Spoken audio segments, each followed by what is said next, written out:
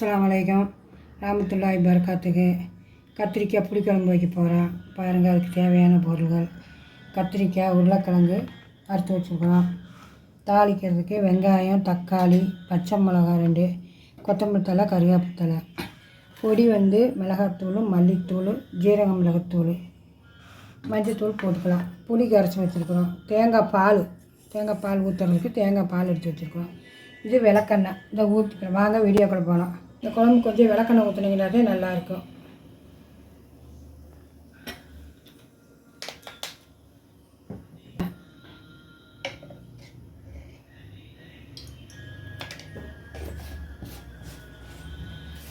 வெந்தயம் கொஞ்சம் போட்டுக்கலாம். புளிக்குழம்புனால கொஞ்சம் வெந்தயம் போட்டதே நல்லாயிருக்கும்.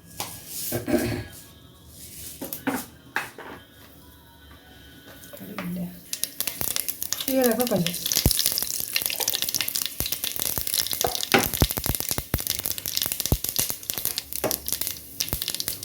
பச்சை மிளகாய்,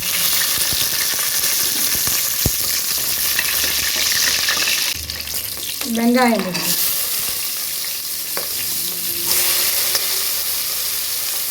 வெங்காயம் கொஞ்சம் தூக்கலாக போட்டால் நல்லாயிருக்கும். இந்த குழம்பு எண்ணெய் கத்திரிக்காய் குழம்பு மட்டும் இருக்கும்.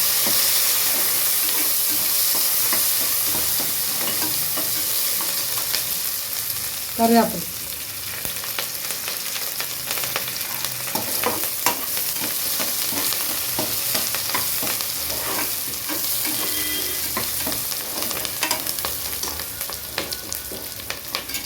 தக்காளி,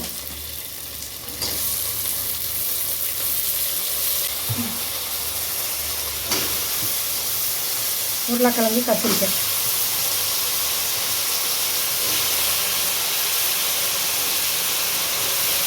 இது கொஞ்சம் நேரம் எண்ணெயில் வதக்கு முன்னாடி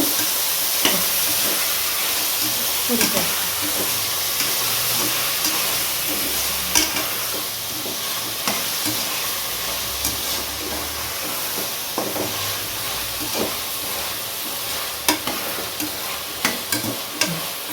மிளகாத்தூள், மல்லித்தூள், ஜீரக மிளகுத்தூள்,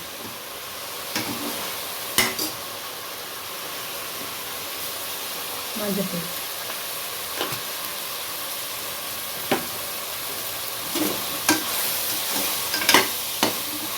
நல்லாயிருக்கும். செஞ்சு சாப்பிட நல்லா புளி கத்திரிக்காய் குழம்பு. இந்த மாதிரி அளவாக எல்லாமே அளவாக போட்டு செஞ்சிங்கன்னா நல்லா இருக்கும். கல்லுப்பு,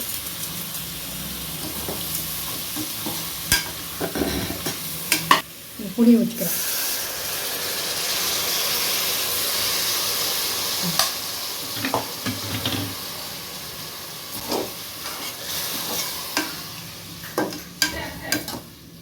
தேங்காய் பால் எடுத்து வச்சுருக்கிறோம்.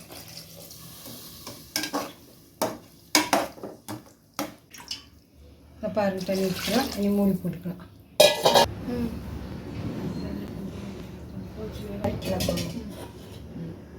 இதை பாருங்கள், ஒரே ஒரு விசில் வந்தால் போதும். ஏன்னா காய் குழஞ்சிரும். ஒரு விசில் இறக்கிடும்.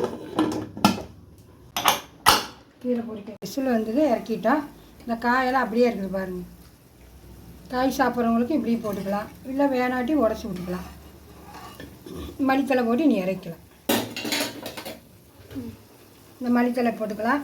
குழம்பு இறக்கலாம்.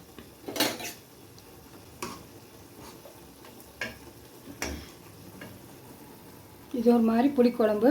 ஆனால் நல்லா டேஸ்ட்டாக இருக்கும். செலவெல்லாம் கம்மி தான். பார்த்தீங்களா? இது கூட முருங்கைக்காயெல்லாம் போடலாம். முருங்கைக்காய் இல்லாதனால நாங்கள் போடுவோம். மாங்காய், முருங்கைக்காய் எல்லாமே விட்டுக்கலாம்.